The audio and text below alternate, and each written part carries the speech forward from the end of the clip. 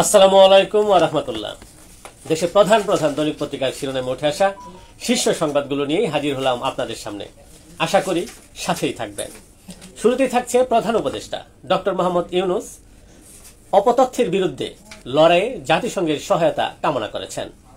গতকাল জাতিসংঘ মহাসচিব অ্যান্তোনিও গুতেরেসের সম্মানে আয়োজিত ইফতার পার্টিতে তিনি এই সহায়তার কথা বলেন। যৌথ সংবাদ সম্মেলনে জাতিসংঘ মহাসচিব অ্যান্তোনিও গুতেরেস বলেছেন, সংস্কার উদ্যোগের পাশে থাকবে জাতিসংঘ। রোহিঙ্গা সংকট সমাধানে বাংলাদেশের প্রতি সর্বাত্মক সহায়তা দেবে বলেও তিনি জানান। অন্তর্বর্তীকালীন সরকারের প্রচেষ্টার সমর্থনে সম্ভাব্য সব ধরনের সহযোগিতা প্রদান করবে বলে জানান অন্তর্বর্তী সরকারের পররাষ্ট্র উপদেষ্টা মোহাম্মদ তৌহিদ হোসেন। 7টি দলের নেতা ও সংস্কার কমিশনের প্রধানদের সঙ্গে আলোচনায় মহাসচিব অ্যান্তোনিও গুতেরেস ঐক্যমত্য হলে সহায়তা দেবে জাতিসংঘ বলে জানান গুতেরেস। জাতিসংঘ মহাসচিবের সঙ্গে সেনা প্রধানের সাক্ষাৎ। সে সময় মহাসচিব বাংলাদেশের সশস্ত্র বাহিনীর পেশাদারী ও দক্ষতার প্রশংসা করেন এবং শান্তিরক্ষীদের গুরুত্বপূর্ণ অবদানের জন্য আন্তরিক কৃতজ্ঞতা প্রকাশ করেন। বিএনপি মহাসচিব মির্জা ফখরুল ইসলাম আলমগীর জাতিসংঘ মহাসচিবের সাথে বৈঠক শেষে জানান, সংস্কার দ্রুত শেষে নির্বাচনের কথা বলেছে তার দল। সংস্কারের কথা বলেছি, ফেয়ার নির্বাচনের কথা বলেছি বলে জানান জামায়াত ইসলামের নায়েবে আমির সৈয়দ আব্দুল্লাহ মোহাম্মদ তাহের। সংস্কার ছাড়া নির্বাচন কাজে দেবে না, জুলাই সনদ দ্রুত বাস্তবায়ন চাই বলে জানিয়েছেন জাতীয় নাগরিক পার্টির আহ্বায়ক নাহিদ ইসলাম। জুলাই গণহত্যার বিচার নিশ্চিতে জাতিসংঘের সহায়তা চেয়েছি বলে জানান জুনায়েদ সাকি।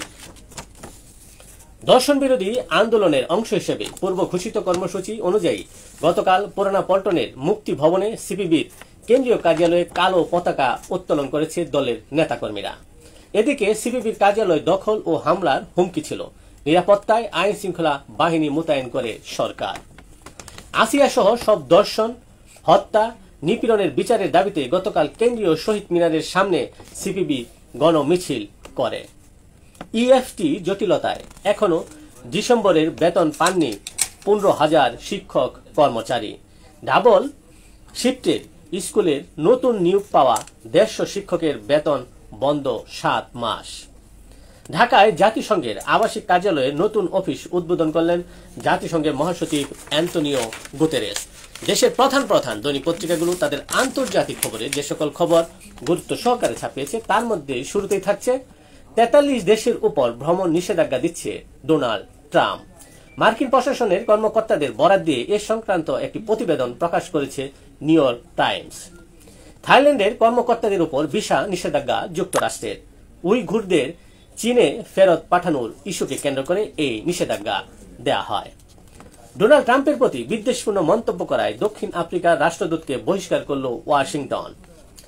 আত্মসমর্পণ করলে ইউক্রেনের সেনারা প্রাণ ভিক্ষা পাবেন বলে জানান রাশিয়ার প্রেসিডেন্ট ভ্লাদিমির পুতিন। অন্যদিকে পুতিনের সাথে ফলপ্রসূ আলোচনা হয়েছে বলে জানান মার্কিন প্রেসিডেন্ট ডোনাল্ড ট্রাম্প। হামাসের দাবি অবাস্তব, প্রত্যাখ্যান যুক্তরাষ্ট্রের। যুদ্ধবিরতির শুরুর পর 98 ফিলিস্তিনি হত্যা, 2 দিনে ইসরায়েলি হামলায় 8 জন নিহত।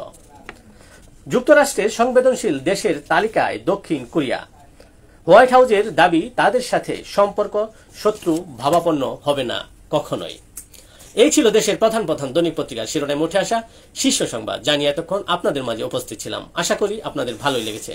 সার্বিক খবরের বিবেচনায় যদি আপনাদের কোনো অভিমত, অভিব্যক্তি, সমালোচনা কিংবা কোনো পরামর্শ থেকে থাকে তাহলে অবশ্যই কমেন্টে জানাবেন। আপনাদের কমেন্টের প্রত্যাশায় আজকের মতো এখানে বিদায় নিচ্ছি। আবারও দেখা হবে আগামীকাল ঠিক একইভাবে।